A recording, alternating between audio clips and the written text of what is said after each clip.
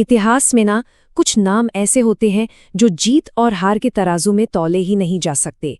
आज बात होगी एक ऐसे ही शूरवीर की जिनकी विरासत पर आज भी बहस होती है, महाराणा संग्राम सिंह, जिन्हें हम सब महाराणा सांगा के नाम से जानते हैं। तो सवाल यही उठता है कि क्या महाराणा सांगा को सिर्फ एक हारी हुई लड़ाई के लिए याद रखना काफी है, या उनकी कहानी में कुछ ऐसा है जो इस पूरी सोच को ही बदल कर रख देता है। चलिए आज इसी सवाल की तह तक चलते हैं।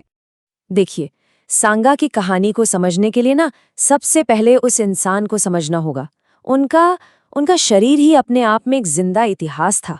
सोचिए, एक ऐसा बदन जिसे खंडहर कहा गया, एक ऐसा नक्शा जिस पर 80 से ज्यादा जख्मों के निशान थे, हर एक निशान वीरता का एक तमगा।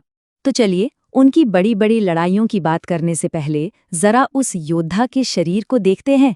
ये वो शरीर है जो उनके अटूट जज्बे का, उनकी कभी न हार मानने वाली जिद का गवाह है। 80 से भी ज्यादा घाव। सोचिए, ये कोई मामूली बात नहीं है।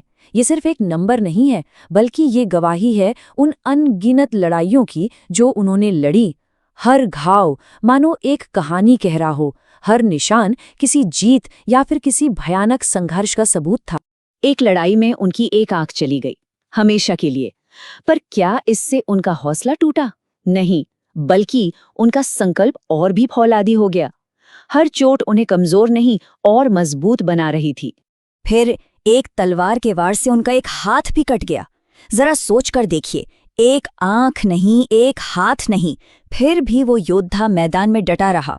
उनका वो जख्मी शरीर वो कोई कमजोरी की निशानी नहीं था, नहीं, वो तो उनकी बेमिसाल बहादुरी का जिंदा जागता सबूत था। तो अब आते हैं उस आम सोच पर जो सांगा को सिर्फ उनकी आखिरी लड़ाई से पहचानती है, बाबर के आने से तो बहुत पहले ही महाराणा सांगा ने एक ऐसा साम्राज्य खड़ा कर दिया था जिसकी नींव बेशुमार जीतों पर रखी गई थी। बात करते हैं दिल्ली सल्तनत की। सुल्तान इब्राहिम लोदी को उन्होंने एक बार नहीं बल्कि दो बार हराया। और सिर्फ यही नहीं, मालवा के ताकतवर सुल्तान महमूद खिलजी को तो ना सिर्फ हराया बल्कि पकड़कर 3 महीने तक अपनी कैद में भी रखा। इससे उनकी ताकत का अंदाजा लगाया जा सकता है। और मजे की बात देखिए, ये तारीफ कोई उनके दरबारी या दोस्त नहीं कर रहे थे। ये शब्द है उनके सबसे बड़े दुश्मन मुगल बादशाह बाबर के। बाबर ने खुद अपनी किताब बाबरनामा में लिखा था कि सांगा अपनी हिम्मत और तलवार के दम पर ही इतने बड़े मुकाम तक पहुंचे थे। उनका रुतबा इतना बढ़ चुका था कि उन्हें हिंदूपत कहा जाने लगा। मतलब उस दौर के तमाम हिंदू राजाओं के सरताज, मारवाड़ हो, आमेर हो या ग्वालियर, बड़े बड़े राजा उन्हें अपना सबसे बड़ा शासक मानते थे। और इसी तरह उन्होंने उस वक्त के सबसे शक्तिशाली हिंदू साम्राज्य की बुनियाद रखी। चलिए अब आते हैं कहानी के उस मोड़ पर जो सबसे ज्यादा मशहूर भी है और सबसे ज्यादा विवादित भी, यानी भारत में बाबर का आना और सांगा से उसकी टक्कर। एक सवाल है जो हमेशा से पूछा जाता रहा है कि आखिर बाबर को हिंदुस्तान बुलाया किसने था। एक आम धारणा तो यही है कि सांगा ने ही उसे दावत दी थी, लेकिन कई दूसरे ऐतिहासिक सोर्स कुछ और ही कहानी बताते हैं। उनके मुताबिक पंजाब के दौलत खान लोधी ने बाबर को बुलाया था और सांगा से मदद भी मांगी थी। पर जैसे ही सांगा को यह अंदाजा हुआ कि बाबर की नीयत सिर्फ लूटपाट नहीं बल्कि दिल्ली का तख्त है, उन्होंने अपने हाथ पीछे खींच ली। हम सब खानवा की लड़ाई के बारे में तो जानते हैं, लेकिन उससे पहले एक और जंग हुई थी जिसे इतिहास में अक्सर नजरअंदाज कर दिया जाता है। वो थी बयाना की लड़ाई। इस लड़ाई में सांगा की राजपूत फौज ने बाबर की सेना को इतनी बुरी तरह से रौंदा कि मुगल सैनिकों के दिल में दहशत बैठ गई। हालत ये हो गई थी कि बाबर के सैनिकों का हौसला पूरी तरह टूट चुका था। उन्होंने आगे लड़ने से साफ मना कर दिया। तब बाबर ने, आप कह सकते हैं, एक मास्टर स्ट्रोक खेला। उसने इस लड़ाई को जिहाद यानी एक धर्म युद्ध का नाम दे दिया। शराब के प्याले तोड़ दिए और एक ऐसा जबरदस्त भाषण दिया कि उसकी हारी हुई फौज में फिर से लड़ने का जुनून भर गया। और अब बात उस फैसलाकुन लड़ाई की, खानवा की। पर इसे हम सिर्फ हार के नजरिए से नहीं देखेंगे, बल्कि ये कहानी है सांगा के कभी न झुकने वाले जज्बे की।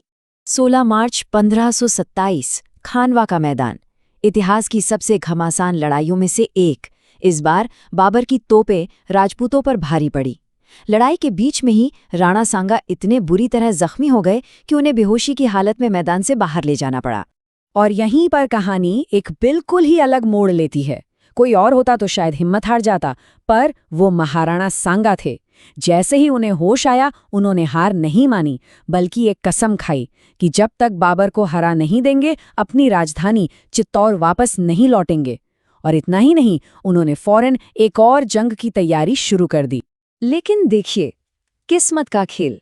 सांगा की जान किसी दुश्मन की तलवार ने नहीं ली। उनके अपने ही कुछ सरदार एक और भयानक जंग के ख्याल से ही डर गए।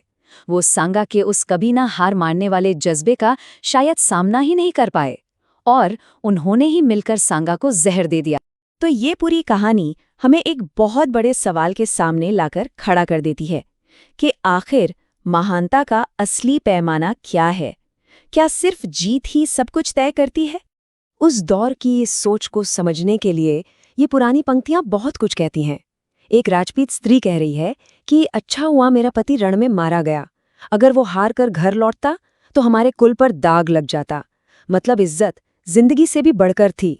और आखिर में ये सवाल आज भी उतना ही मौजू है।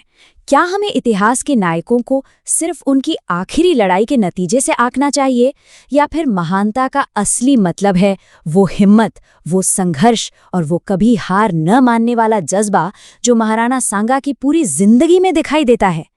इस पर सोचने की जरूरत है।